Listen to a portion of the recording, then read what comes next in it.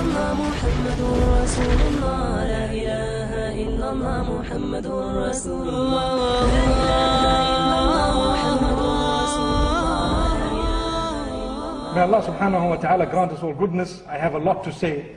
There was something I'd want to say about the parrot. Am I right? I think I did say it, but I'm not so sure. It was in the UK the last time I was here, but I'm not so sure where. So I will make mention of it. It's just a joke, to show you that in Islam we're also allowed to joke. For as long as the joke is not about any race, not about any religion, no matter what, we're not allowed to draw a cartoon about even the Hindus or the idols, nothing. Allah says, لا تسبوا الذين يدعون من دون الله فيسبوا الله عدوا بغير علم. Don't ever mock at anyone worshipping gods and deities besides Allah. Those who are far astray, don't mock about their beliefs, never, because it will invite them to mock at your faith, at your expense, without knowledge. May Allah subhanahu wa ta'ala protect us. So, for as long as no religion, no race, it's just a light joke. May Allah subhanahu wa ta'ala grant us all goodness. And also we shouldn't be people who pick on others and so on. They say, or it is said, and this is a joke, that there was a parrot that could speak.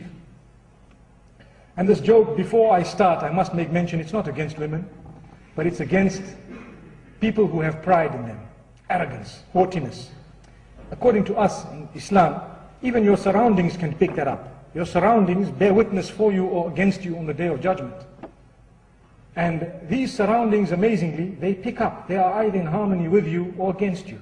That's why you feel very claustrophobic sometimes and you feel very uneasy, maybe because your spirituality is not, for example, at peace with the surroundings. If a spiritual person was to enter a nightclub, they wouldn't feel easy there. They would feel very, very, And the same applies if a person who has absolutely no spirituality, half drunk, wants to walk into the masjid, they wouldn't feel very easy there, although under certain conditions they might also experience the blessings of Allah there. So, the parrot could speak, and it was for sale at the pet shop with a little window overseeing the pavement. And there was a lady walking with her friends, making a loud noise with her shoes down the aisle, lots of arrogance. Allah protect us. And the bird says, hey you, hey you. So everybody looks, where did this come from? They turned around and says, oh, this comes from this bird. Wow, you can talk. He says, yes. The bird says yes, the parrot says yes.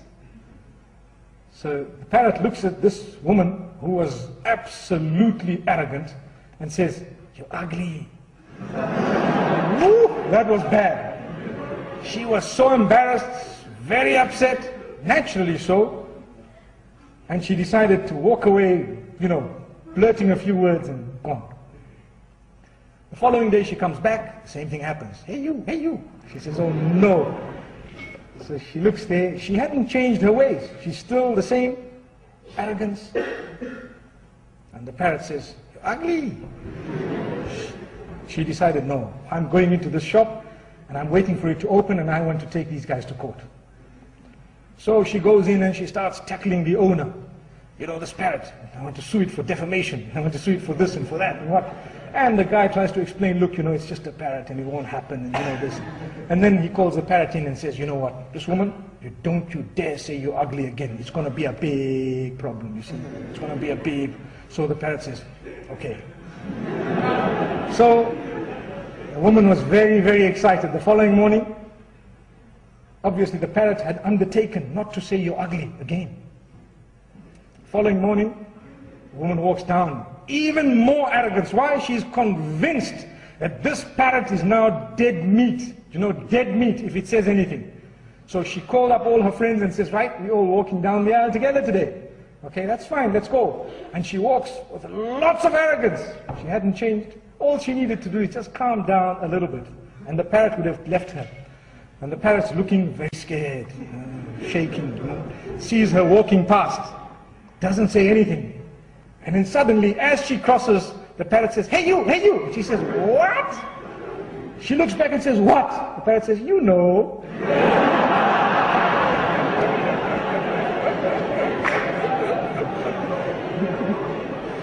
So the moral of the story is, for as long as you don't leave arrogance, you're not going to solve the problem. It will stir, and people, even if they don't tell you that, they know it.